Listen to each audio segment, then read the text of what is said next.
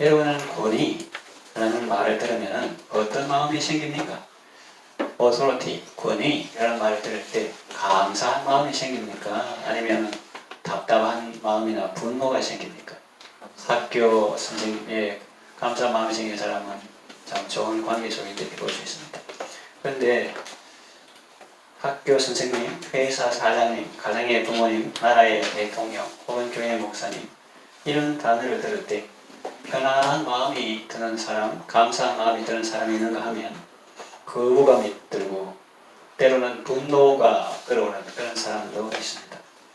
권위에 대한 반응에 따라서 그의 인생이 결정된다 하는 놀라운 사실을 아십니까? 이 권위라는 것은 권위주의하고는 다릅니다. 권위는 하나님의 은총입니다. 권위는 하나님의 은총이다. 부모님, 선생님, 또 위에 하나님께서 세워주신 지도자들, 하나님의 은총이다. 이 말은 요즘 같은 시대에 이해하기 어려운 말일 수가 있습니다. 그러나 성경은 그렇게 말씀합니다.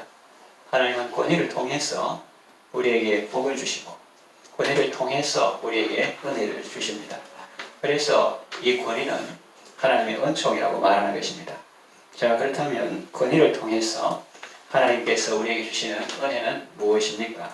첫째로 지혜와 키가 자라나게 하십니다.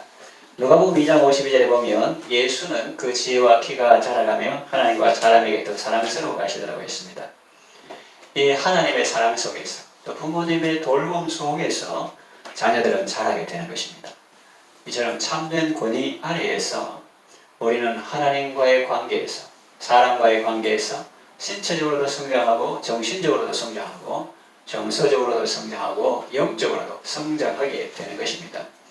신앙생활도 마찬가지입니다. 잠언 3장 3절에서 4절 보니까 인자와 진리로 네게서 떠나지 않게 하고 그것을 네 목에 매며 네 마음판에 새기라. 목에 매라는 것은 숨을 들이지 말고 자랑스럽게 여기라 그런 것이고 마음판에 새기라 하는 것은 필기만 하고 잊어버리지 말고 네 마음판에 새겨라 기억해라 그런 뜻이죠.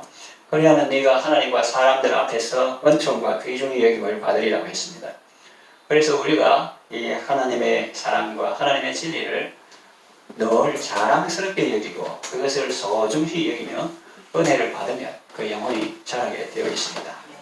이건 우리가 교회 안에서 하나님의 말씀을 통해서 근데 자연스럽게 이렇게 생각하지만 우리는 가만히 있는데 세상이 워낙 이상하게 변해가지고 요즘은 이 말을 하면은 고리타분하게 생각하는 그런 사람들이 있습니다. 이 시대는 권위주의를 배격하고 권위조차 부정하는 시대입니다. 예컨대 이 목욕 다 하고 때국물 주로 그러잖아요.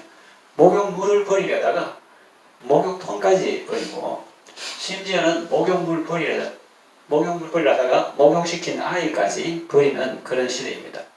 그래서 너 악이여 내 선이로다 하는 시대입니다. 저번에는 뭐 동성이 부끄러워 말도 못하고 또 여러 가지 낙태 이건 죄다 뭐 이랬는데 그거 이럴 수도 있고 저럴 수도 있지. 너 악이여 내 선이로다 이런 시대가 왔고 또 너 선이여 내 악이로다 하는 거죠. 옛날에는 사람들이 그 좋은 거 다 바람직하다는데 그게 뭐가 바람직하나 사람들 올가매가지고 못 살게 하고 그거는 내한테 완전 죽어나는 거하고 똑같다 이렇게 하면서 너 선이여 내 악이로다 하고 있는 시대죠. 과거에 선하게 보았던 것을 이제는 악하게 봅니다. 가부장적 제도를 싫어합니다. 또 권위를 싫어합니다. 학교 싫어하고 선생님 싫어합니다. 교권을 싫어합니다. 대신에 학생 인권을 귀하게 여깁니다. 오늘날 네오 마르크스주의라고 하는 신마르크스주의자들은 마르크스주의들이 아무리 해도 소련 공산화 해체되고 북한 못 살고 이런 거 보니까 경제정책에서는 우리가 실패했다. 그러나 경제정책에서 실패했지만 이 정신세계에서는 마르크스 이론을 계속 적용하자. 그래서 사회를 가해자와 피해자 구도로 나누고 이 피해자들, 억압받는 사람들이 혁명을 일으켜서 유토피아, 이상세계를 만들어야 한다고 주장합니다. 그렇게 하려면은 가진 것이 없는 사람들이나 피해자들이 가진 자들이나 가해자들에 대해서 적개심을 품고 우리가 게을러서 못 사는 게 아니고 구조가 그래서 그렇고 저 사람들 때문에 저 사람들이 독점해서 우리가 어렵다 해가지고 피해자들이 가해자들에 대해서 적개심을 품고 계급 투쟁을 일으켜야 하는데 그 혁명을 성공하지 못하게 하는 원수가 있다는 겁니다. 그것이 무엇이냐 하면 그들의 말에 가면 바로 기독교라는 것입니다.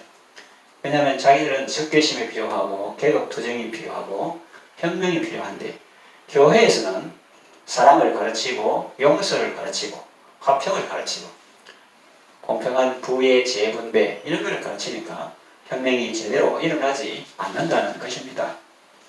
그리고 포스트 모더니즘도 기독교를 싫어합니다. 모던하다 할 때 MODER의 모던 근대화 이거는 좋은 말인데 그보다 더 나간 거는 이제 포스트 모더니즘 이렇게 합니다. 그래서 지금까지 인류가 보편적으로 가치 있게 여겨오던 것을 부정합니다. 권위를 싫어합니다. 이 사람들은 또 질서 싫어합니다. 또 규범 싫어합니다. 계명 싫어합니다. 하나님 기준으로 선악을 판단하지 않고 자기가 하나님이 되어서 자기 기준으로 선악을 좋고 나쁜 것을 판단합니다. 그렇게 하려고 할 때 제일 방해되는 것이 무엇일까요? 바로 기독교입니다. 자기는 마음대로 살고 싶은데 아이가 귀찮으면 낙태하고 싶고 또 뭐 자기 마음대로 이렇게 여러 가지 살고 싶은데 기독교는 그럴 때마다 늘 보편적 진리라는 잣대를 자꾸 들이댑니다. 자기는 낙태를 자유롭게 하고 싶은데 교회에서는 태아의 생명 존중해야 합니다. 낙태도 살인입니다. 범죄입니다. 이렇게 하죠. 또 국가인권위원회 그 좋은 일 하는 것이다. 뭐 좋게 생각하면 그렇지만 구체적인 사안에는 안 그럴 수도 있습니다. 그래서 책에 교과서에 가정의 달에 예를 들어서 가족이 소풍 갔다. 아빠도 있고 엄마도 있고 아들하고 딸이 있다. 그렇게 정답게 둘러앉아서 음식 먹는 그 그림을 문제서 하는 거예요. 무슨 문제 있습니까? 그 그림을 문제서 하는 거예요. 그 이유가 무엇이냐 하면은 가족이 그거밖에 없다는 거예요. 다양한 형태의 가족이 있는데 남자 여자가 부모를 대라는 그런 법이 있고 남자 이런 가정도 있고 여자 이렇게 부부를 이루고 아가 없는 가정도 있고 안 하는 가정도 있고 하는데 왜 그렇게 해가지고 다른 형태의 가족은 잘못된 것이라는 편견을 심어주느냐 하는 거죠. 옛날에는 말도 안 되는 소리라고 하는데 그런 말들이 나옵니다. 그들의 주장이 옳다는 말을 하는 것이 아니고 지금 시대 상황이 그렇다고 말하는 것입니다. 그런데 여러분 이 사람이 손바닥으로 태양을 가린다고 해서 태양이 없어지는 것일까요? 사람이 하나님의 말씀을 상대화시키고 무력화시킨다고 해서 그 하나님의 말씀이 없어질까요? 천만의 말씀입니다.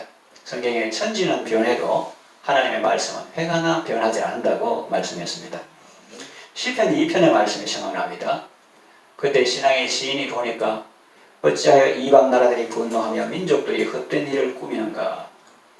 세상에 고람들이 나서며 관원들이 서로 꾀하여 세상에 권세 있는 사람들, 지식 있는 사람들, 교양 있다는 사람들 서로 꾀하여 여호와와 그 기름 부음 받은 자를 대적하며 하나님과 예수 그리스도를 대적하며 우리가 그들의 맨 것을 끊고 그의 결박을 벗어버리자 하도다.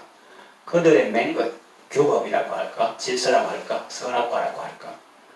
그런 맨 것을 끊고 그의 결박을 벗어버리자 하도다. 답답하다, 고리타분하다 그런 거 다 제껴버리고 나 무시하고 규범 다 타파하고 우리가 하나님 하자 이렇게 하는 거예요. 여러분 중력의 법칙을 무시한다고 해서 그 법칙이 적용되지 않을까요? 뉴턴이 만유인력 법칙하고 그 중에 하나가 이제 중력의 법칙인데 서로 끌어당기는 힘이 있다. 나 그거 안 했어. 그 뉴턴 지가 만들었지. 내하고는 상관없다. 그래가지고 고층, 50층, 100층 아파트 올라가지고 나는 중력의 법칙 무시해. 상관없다. 거기서 뛰어내리면 어떻게 될까요?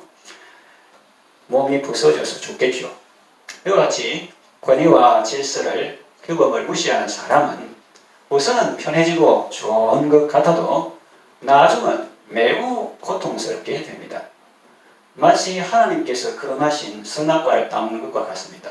선악과는 옛날에 에덴 동산에만 있는 것이 아니라 지금도 우리 주변에 하나님께서 우리의 행복을 위해서 금하신 것이 있어요.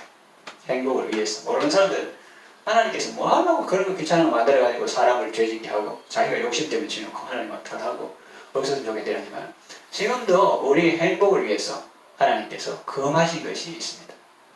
그래서 그런 규범들 하나님께서 보호하신 울타리와 같은 그런 것들을 잘 지키고 그 안에 머물 때 가족이라는 울타리 안에서 성의 자유를 만족하고 감사하고 또 동성애나 또 십계명에 나오는 거짓 거 거짓말하지 말라, 부모를 공경하라, 살인하지 말라, 가늠하지 말라, 도적질하지 말라. 이게 다 하나님께서 우리의 행복을 유익을 위해서 만드신 건데 그런 걸 다 귀찮다고 그런 걸 다 파괴하고 그러면 행복할 것 같지만은 그렇지 않다. 무질서와 혼돈과 괴로움 가득하다 하는 거죠. 호모 사피엔스라는 책을 썼던 사람이 있는데 그 사람 책이 잘 팔렸습니다. 그런데 이제는 그 사람이 옳다는 말을 하는 게 아니에요. 근데 그 사람이 지금은 이제 호모 데우스라는 책을 썼습니다. 호모 사피엔스는 슬기로운 사람이라는 뜻인데 호모 데우스는 신인 사람. 다시 말하면 이제 사람은 하나님이다 그런 뜻입니다. 사탄은 사람들에게 옛날뿐만 아니라 지금도 하나님 섬기지 마라. 하나님 섬기지 말고 네가 하나님이 되라. 뭐 하나님 중심으로 성경 중심으로 이건 옳다 그러다 성경에 자꾸 비춰하지 말고 네 속에 있는 네가 하나님이야. 네가 그러니까 네가 좋으면 좋은 거고 네가 안 좋으면 안 좋은 거야. 뭐 꼭 남자 여자 그렇게 결혼해라는 법이 있나? 뭐 여자끼리 결혼하고 남자끼리 결혼하고 또 아기가 내가 앞으로 재혼하는데 지장되면 뭐 낙태도 하고 뭐 이런 식으로 자기 중심으로 자꾸 그렇게 하도록 그렇게 합니다. 그래서 하나님 섬기지 말고 네가 하나님 되라. 모든 규제를 풀고 자유롭게 살아라. 신본주의 사지 말고 인본주의로 살아라. 인본주의로. 그러면 너는 더 큰 자유를 누리게 되고 더 큰 행복을 누릴 수 있다. 이건 진리가 아니고 지금 제가 인용하는 겁니다. 이렇게 뱀이 유혹하는 것처럼. 더 큰 행복을 누릴 수 있다. 그렇게 유혹하면서 속삭입니다. 그 속임수에 넘어가서 손해본 사람 많습니다. 성전환 수술했다가 더 큰 고통 가운데 사는 사람도 있습니다. 그래서 뭐 인권이나 저런 쪽에서 그 사람들 막 이용한다고 할까. 그러니까 막 방송 타고 이럴 때는 막 좋다고 했는데 해보니까 사는 건 산이라고 더 큰 정체성에 혼란이 와가지고 더 큰 고통 가운데 사는 사람이 있고 또 이 학생 인권을 강조하다 보니까 교권이 막 추락하고 있습니다. 지난 교회 선교 때 그 고등학교 선생님 하던 집사님도 있고 그랬는데 실제로 그렇대요. 수업 시간에 자는 학생도 있고 선생님을 이렇게 칠판에 강의하고 적고 이러는데 그 강단 옆에 들어 누워가지고 동영상으로 선생님을 촬영하는 학생도 있고 학생의 권리도 중요하지만은 그렇다고 교사나 교수의 권리가 무시되면 되겠습니까? 이 산모의 생명과 자기 결정권도 중요하지만 내 생명은 내 거다. 그리고 죽음도 자기 마음대로 안락사하고 또 산모가 내 생명이다.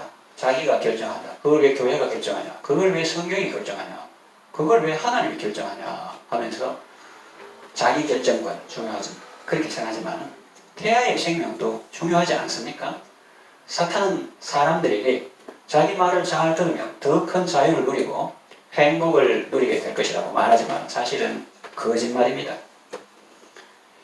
성전환 수술하면 끝인 줄 알았는데 그런 걸 이제 자꾸 이렇게 좀 혼란이 올 수 있지만 그래도 그런 거를 절제하고 또 회개하고 이렇게 하면 좋은 세상이 있는데 옆에 사람이 자꾸 부추기고 자기도 그거 이제 해결하면 좋아질 것이고 했는데 더 큰 정체성의 혼란을 겪게 되고 그래서 다시 수술해서 본래 성으로 돌아온 사람들이 얼마나 아프고 힘들겠어요. 수술 그 기술도 좀 조악하고 돈도 많이 들고 그래서 남자가 여자 됐다가 또 다시 남자 수술 받고 그런 사람도 있고 그래가지고 너무 몸이 망가져서 이미 그런 상태에서는 더 이상 걸지도 못하고 고통 가운데 사는 사람도 있다고 합니다.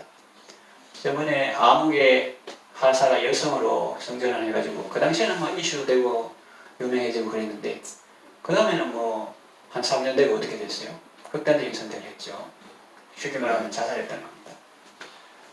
그래서 그것이 그 사람이 불쌍한 사람이지 그게 뭐 행복이 더 커졌다 그렇게 볼 수 있습니까? 더 행복이 극대화됐다 그렇게 볼 수 있습니까? 그래서 국가인권위원회 이런 것도 교과서에도 시비 걸지만 또 말을 동성애하고 에이즈하고 연관이 있다 이렇게 하면 범죄 취급하고 그런 말 뭐하게 방송국에 언론 보도 지침을 내려가지고 그 동성애 장애인데 그거 하고 저 질병 그 뭡니까 에이즈하고 연관이 있는 것처럼 그렇게 말하면 방송 못하게 그렇게 해놓고 있습니다. 잘못된 권위주의는 배격하고 타파해야 하지만은 참되고 좋은 권위는 인정하고 존중해야 합니다. 왜냐하면 하나님은 그 권위를 통해서 하나님을 통해서 또 하나님께서 가정에 세우신 부모님을 통해서 또 선생님을 통해서 우리에게 복을 주시고 우리에게 은혜를 주시기 때문입니다. 저는 이런 거를 뉴스를 쭉 보면서 생각하는 그림이 어머니 탯줄을 통해서 태아에게 영향이 가지 않습니까? 어머니 뱃속에 탯줄을 통해서 태아에게 영향이 가는데 실제로 그런 태아는 없습니다만 가정할 때 만에 하나 그 태아가 그 탯줄이 거추장스럽다고 잘라버리면 어떻게 되겠습니까? 자기 생명이 끊어지게 되겠죠. 최근 미국에서는 학부모에게 이런 의미에서는 별로 선진국이 별로 안 좋은 것 같아요. 다른 거는 선진일지는 몰라도 이런 쪽에서는 미국에서는 학부모에게 알리지 않고 어린 학생들에게 젠더 교육을 해서 성교육을 해서 무리를 빚고 있습니다. 아주 어린 아이들인데 찬성하는 쪽에서는 또 추진하는 쪽에서는 부모는 아이가 행복을 결정할 권리를 간섭하거나 침해할 수 없다. 성은 자유로운 것인데 어릴 때부터 자유를 했는데 부모가 시킨 대로 해야 되나? 그 아이의 선택에 부모가 간섭할, 결정할, 침해할 권리가 없다. 그렇게 해가지고 어릴 때부터 자유롭고 아이는 부모들 못 오게 막고 그건 아이 고유의 권한을 이렇게 하는 것이고 반대하는 쪽에서는 아무리 그렇다고 해도 아주 어린 나이에 아무것도 모르는 그런 아이들에게 그런 교육을 하는 것은 오히려 아이에게 안 좋은 영향을 끼친다는 것입니다. 그래서 한인교회 성도들 중심 캘리포니아에 한국 사람들 많이 사잖아요. 그런 학교의 처사에 반대하는 서명을 받고 있다는 보도를 들었습니다. 또 이 진화론은 수백 년간 교회 역사와 함께 창조론이 어떤 대세였는데 어느 순간 다윈이라는 사람이 갈라파고스 섬, 외딴 섬에 갔더니 이상한 동물들이 고립된 거기서 변화되지 않고 있더라 이래가지고 그 이상한 이론 만드는데 그게 과학이 아닙니다. 사실은 가정이에요. 가정이고 그건데 그래서 쉽게 말하면 단세포 아메바에서 다세포로 되고 그 다음에 이렇게 점점 진화해가지고 오늘에 이르렀다 이렇게 하는데 그러면 지금쯤 동물원 앞에 앉아있는 사람 한 사람 좀 발견해야 되지. 이 마음 완전히 저 원숭이가 언제 사람 될지 기다리고 있다 이런 사람이 진짜 없거든요. 그런데 그것이 학교나 모든 사상이나 이게 지대한 영향을 미치고 있습니다. 진화론은 태초에 하나님이 천지를 창조하신 것을 부정합니다. 캐캐묵은 소리 하고 있다. 그런데 사람이 자기의 작은 지식으로 하나님을 부정하니 하나님 볼 때는 더 어리석다는 거예요. 이 사람 공부 요새는 유튜브 많아가지고 우리의 간이라든지 허파라든지 심장이라든지 이런 걸 어떻게 저희 공부할 때 그런 거 있었으면 너무 재밌어요. 생물 공부 잘해줄 건데 그때는 책이나 이런 데 그림 겨우 보고 또 글씨만 보고 이랬는데 요즘은 그런 거를 세포라든지 또 좌심방, 좌심실, 의심실 이런 거 그 동영상으로 이렇게 잘 상세하게 보여주니까 너무 좋더라고요. 근데 그런 걸 보면서 작품을 보면서 위대하신 창작자를 모른다. 그건 참 어리석은 일인데 그런데 성경에 말시에 그런 사람이 나온다고 했습니다. 성경에 분명히 말합니다. 태초에 하나님이 천지를 창조하셨다. 그리고 생물을 어떻게 만드셨다고요? 생물을? 몇 개 만들어 놓으니까 저끼리 진화해가지고 막 여러 가지 종류가 되고 뭐 고등동물이 생기고 그렇게 하지 않고 생물을 각기 종류대로 만드셨다고. 뭐 진화계를 처음부터 닭은 닭, 새는 새, 개는 개. 생물을 각기 종류대로 만드셨다.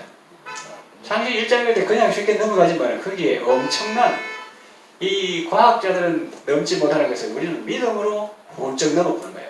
그래서 히브리 11장에 믿음으로써 모든 세계가 하나님의 말씀으로 지어진 줄을 우리가 아나니 이 믿음으로 아는 거죠.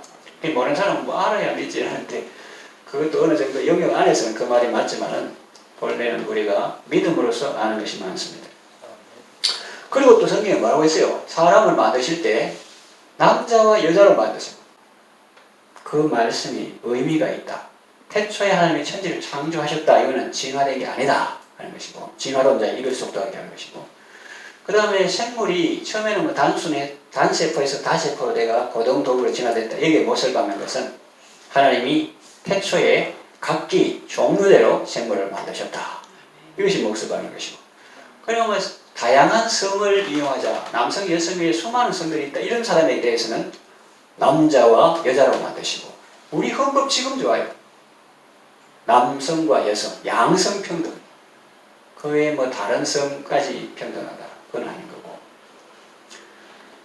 그리고 지금도 뭐 산모의 생명을 보호하는 그런 것이 없는 건 아닙니다. 모자 보건법이라든지 이런 과정을 통해서 예외적으로 두는 거예요. 산모의 생명이 아주 위태할 때 그때는 또 아이 태아 생명과 이렇게 균형을 한쪽으로 치우지 않는 그런 배려가 예외적으로 있는데 그 예외적인 것을 원칙적으로 막 헌법에 막 넣고 그렇게 해가지고 낙태를 아주 합법적으로 만들면 그러면 곤란하다. 자, 사탄의 유혹에 넘어가면 손해를 봅니다. 망합니다. 권위를 부정하면 좋은가?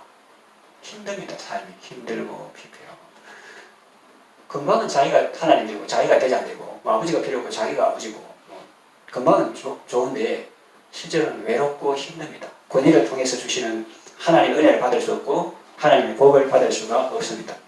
아까도 말했듯이 이 태아는 탯줄에 연결되어 있어야 합니다. 그와 같이 사람은 하나님께 연결되어 있어야 합니다. 사람은 하나님의 말씀을 지켜야 합니다. 그걸 고리타분하고 힘들다, 규제한다, 싫어하고 지금 마음대로 살면 좋은 것 같아도 질병과 우리가 뭐 코로나라든지 에이즈라든지 이런 것들이 전부 어디서 왔습니까? 건강한 깨끗한 생활을 하는 데서 왔습니까? 탐욕의 삶을 사는 데서 왔죠. 사람은 하나님께 연결되고 하나님의 말씀을 지킬 때 신체도 자라고 영혼도 자라게 됩니다. 참된 권위 안에서 날마다 성숙해 가며 하나님과 사람들 앞에서 은총과 귀중히 여김 받으시기를 바랍니다. 둘째로 권위 안에서 하나님께서 우리에게 어떤 은총을 주시나 하면 관계 훈련을 받게 됩니다. 우리는 부모님을 통해서 겸손 훈련과 공경 훈련을 받게 됩니다. 그래서 이 훈련 잘 받은 사람은 어느 집 자녀가 훌륭하다. 그 부모님 참 훌륭하다. 이라고 하면 은혜를 받게 됩니다. 남을 공경하면 자신이 복을 받죠. 특별히 부모를 공경하는 자에게는 형통과 장수의 복을 약속하셨습니다. 우리는 자녀들에게 어른을 공경할 수 있도록 훈련시켜야 됩니다. 자녀는 부모와의 교제를 통해서 권위자 앞에 무릎 꿇는 것을 배우게 되고 또 권위가 내려와서 낮은 자리에 있는 자를 포옹하는 것도 배웁니다. 또 부모를 통해서는 이렇게 공경 훈련을 받고 형제간을 통해서 남매간을 통해서는 어떤 훈련을 받습니까? 조화 훈련을 받습니다. 우리 사람이 그 무인도에 들어가 혼자 사는 게 아니잖아요. 고독하게 혼자 사는 게 아니잖아요. 사람 속에서 교회 안에 보면 먼저면 사람도 있고 직분 있는 사람도 있고 목권사님도 있고 집사님도 있고 또 여러 사람들이 있는데 이 형제를 통해서 조화 훈련을 배우죠. 노 에이크필드라는 사람은 사랑의 기술이라는 책에서 세계적인 리더들은 막내인 경우가 많다고 했습니다. 우리 생각에는 뭐 맞이니까 뭐 책임지고 이럴 수도 있겠지만 근데 세계적인 리더 중에는 막내들이 많다고 합니다. 왜냐하면 어릴 때부터 형제들 속에서 관계를 배우기 때문이죠.